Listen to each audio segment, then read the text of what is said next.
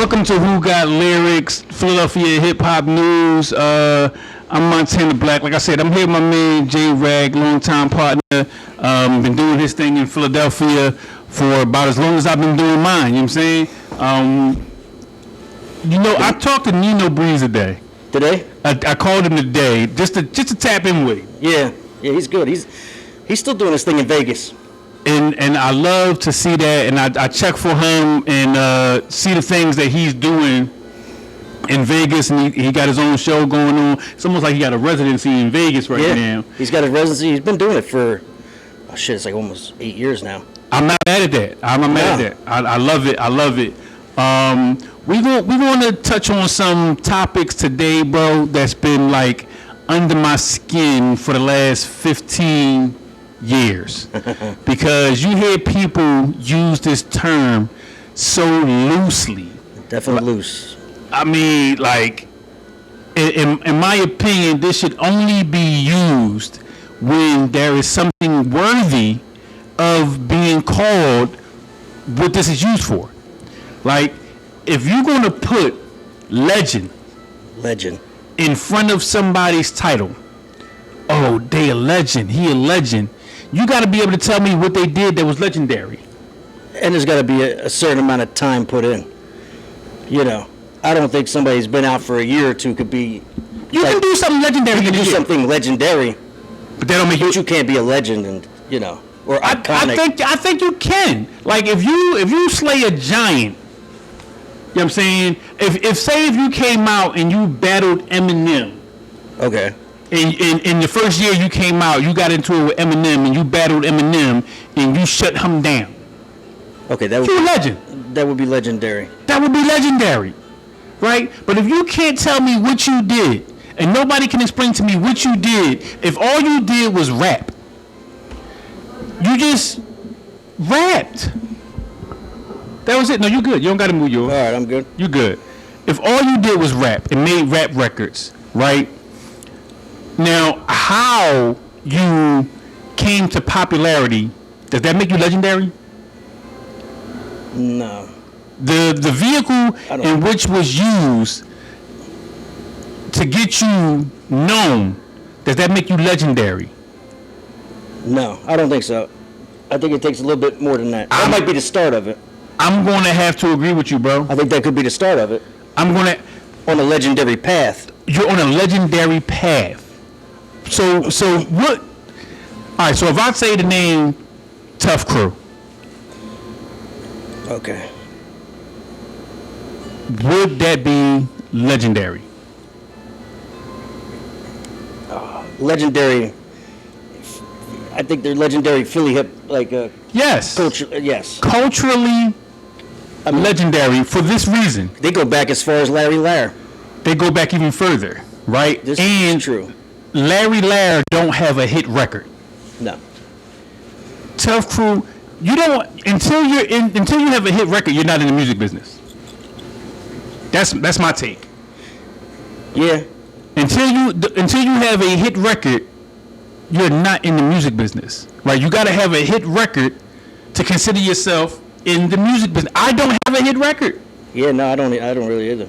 Like as far as a solo artist, I don't. You can have many records. You can have, and you could be doing business with inside of the industry, but until you have a hit record, you're not in the music business. Now, as far as being a legend, Tough Crew's, I'm going to say they're a legend because their record will still move a party today. Yes.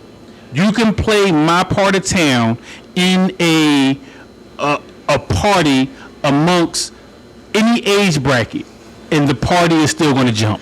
They played that at a wedding I was at last month. That's legendary. No idea. They just played it. And I don't even think the DJ was from Philly. I think it was a Miami DJ. So Khaled said this is one of his favorite groups. DJ Khaled said this is one of his favorite. Legendary. Yeah. Now, answer me this. And I think that song moved in Miami too. It did. I think it amongst because they was on tour with Luke and all of them. Yeah, I think it had a lot of traction in Miami. In Miami, that song was really big, right? So this is my thing too, right? When you put in legend on somebody's name, people even put legend on my name. And if I was to explain why people will put legend on my name, do you know any Philly rapper that signed themselves to their own label? Besides myself? No. Well, now that makes two of us now. Yeah, no, I don't. So I remember when I went to Atlantic, I already had my label in place. Now, hold on. Did you sign yourself to your label with like a contract? So a contract with the money?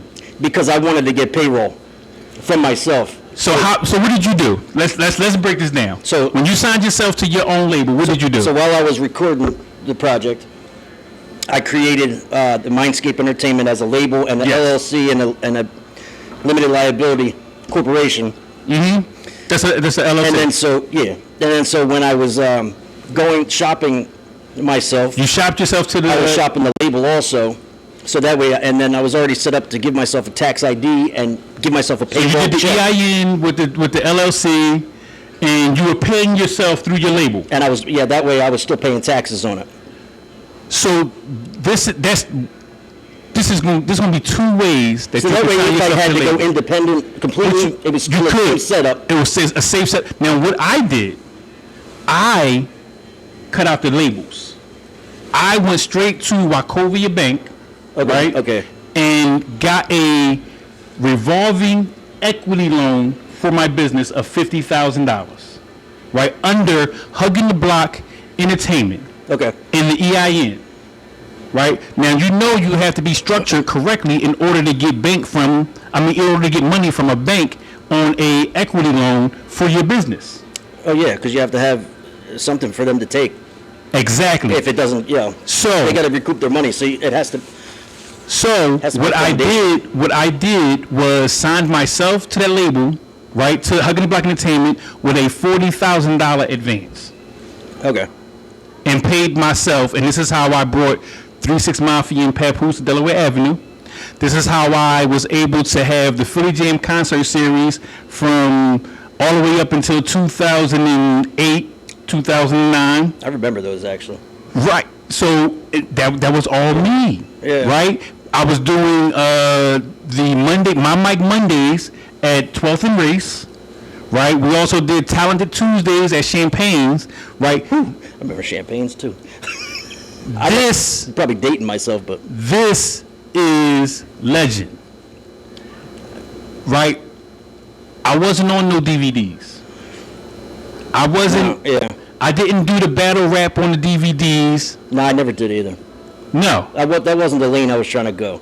It definitely I wasn't trying to get stuck in that lane because I was trying to make commercials. And a lot of people did get stuck in that lane. All right, we are back from the break, and I'm still here with JRAG, and we still going strong talking about what is legendary, and how do we use this word accurately instead of throwing it around for everybody just as a word of endearment.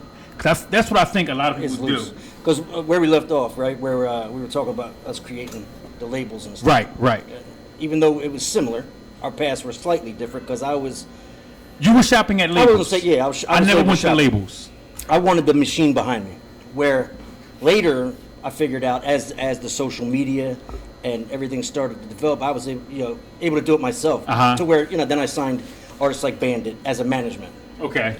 Where he elsewhere could shop and do his music. But you know what? I think that might have been where we met because he was on one of my first mixtapes.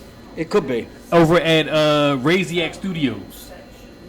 And I don't know if he was there by himself. We met well before that. We met early 2000, like when I was with Nino and stuff like that. Cause Nino. Oh, you know what? Then it was with Nino. It was with Nino. It wasn't with Bandit. So Bandit was later. Yes. Because I think I started messing with Bandit around 2012. Okay, no, it definitely wasn't Bandit. Matter of fact, that was right around the time. No. Yeah. That's what I mean. That was later because that was around the time that I was doing when I was using Mindscape Entertainment to promote concerts and do shows and stuff like that. Right. No, we had known each other already. It was the John B concert, the Summer in the City concert with John B. Yes. When I met Bandit for the first time during the Made in America concert. But bro, this is why I always rocked with you though, because we were moving very similar. Yeah, just on different sides of the city. Yes, on different sides of the city, but we were moving very much alike, and nobody else was doing what we was doing. No, No. Like A lot of people were looking for somebody to a handout. do it for them or guide them or do it for them. I'm gonna say what they was looking for a handout. It was a bro. handout, yeah. They was looking for money or Right. somebody to just do it. A daddy. They just, yeah. let's They keep wanted it to a make beat. music and They wanted somebody to be their daddy and hold their hand and walk them through the music industry, like, and pretty much do it for them. right. And that was never my. I wasn't going to do that. No. I will help you. I and would tell guide you what I'm doing. But you got to meet me. You got to meet me and do the work with me. Yeah, I would tell you what I'm doing, show you what I'm doing. I would give you the blueprint of what I'm doing, even tell you to do what you see me do. Yeah. Which a lot of people did. A lot of people started throwing events and shows and things of that nature. Artists. You was already doing that. I was doing it, yeah. You know what I'm saying? After, I think around 2006 or 7, I was still slightly recording music, but that's when I was like, you know what, I could switch off and do other things. Let me write, produce for people. Let me put shows together with the context that I built over the years. Right. So I started doing shows with Drew Hill, Jazz, and John, and just a bunch of different people. And I found it like a good path at that time, putting these concerts and shows together. And I'm not mad And at still you, bro. maintaining the relationships and still making music, but just on a different spectrum, just from a different angle. You know what I think we should do? I think we should get some of the folks that we know on a FaceTime and get them on the show. Yeah, invite them in for conversation. Invite them in for conversation and see what they think of some of these topics that we're going to be discussing right here on Who Got Lyrics. Listen, I'm not going to keep JRAG because I know he got way more things that he could be doing other than sitting here. Nah, but we're gonna do this every week.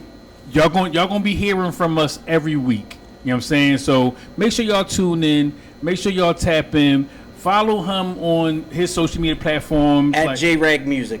at JRAG Basically across Music. the board. That's everything. JRAG, YouTube, Instagram, Twitter, TikTok, Facebook. and you can just type in Montana3LAK, and I should pop up on your timeline somewhere. You know what I'm saying? But you gotta spell it 3LAK. If you spell it any other way, you're going to get a counterfeit, right? It was BLAK, but the spray paint can pretty much took my Google. They took my Google search, bro. Did they really? Bro, they came out with the Montana Black spray paint can. I haven't even seen it, man. I don't even know what that I is. seen it in Home Depot and in Walmart, and I didn't know what it Find was. out that's what they're using on the subways. And let me find out. They probably are. You know what I'm saying? That's I've never seen it. Now I'm gonna notice it. I never. Bro, seen they it got before. Montana Black spray paint. I used to have a crazy Google. They even like I owned MontanaBlack.com at one point. Yeah, Right. I let it lapse for like a week or so. They grabbed that joint instantly. that's crazy. You It was trademark gone. Yeah, now they probably trademarked it at this point. It was gone. So it's 3LAK. You got to spell it that way if you want to get to me on all social media platforms. Make sure y'all tap in. We're gonna be here every week, me and JRAG, giving y'all the Philadelphia hip hop news. You might catch us out at some venues. You know what I'm saying? If they want to bring us out, you might catch us out at different events. They want to bring us out, but we're gonna be here, man. And this is what it is. Who Got Lyrics? Philadelphia hip hop news. JRAG, Montana Black, and we're gonna catch y'all on the flip, man. Make sure y'all stay locked in right here. Yes, sir.